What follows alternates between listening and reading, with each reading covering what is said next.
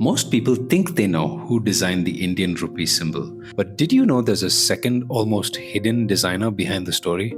You see this symbol every day. So often, in fact, you've probably stopped noticing it altogether. But the rupee symbol has a surprisingly recent and a surprisingly layered origin story. The design is an elegant arranged marriage between the Devanagari and Roman scripts, and more importantly, it was so intuitive and obvious that it slipped quietly into everyday use. It's easy to forget that until 2010, India didn't even have an official currency symbol. We just used RS, a plain abbreviation with no real identity. All that changed when the government held a national design competition. The winning entry came from a young academic named Uday Kumar. He got the spotlight, and his design became the symbol we all know today. But not everybody knows there was another architect who had the same idea 5 whole years before the competition was even announced.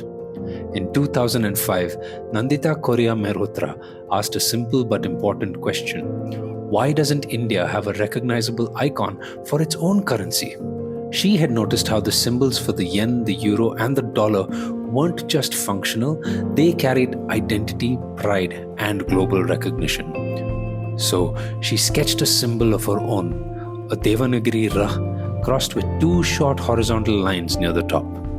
And she didn't just send it to some magazine or blog, she sent it to the Reserve Bank of India and the Prime Minister's office. She never received a reply. But 5 years later, when the government finally announced the competition, it was hard to ignore that nearly all the shortlisted entries were variations of Nandita's original idea. In fact, she even resubmitted her design and made it to the final 5. Let's face it, Uday Kumar's entry was the most legible and it deserved to win.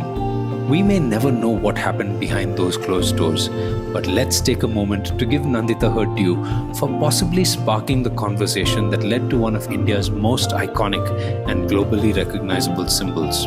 It's no surprise to me that the 2 people who had the greatest impact on its design were both trained architects. At its best, architecture isn't just about buildings.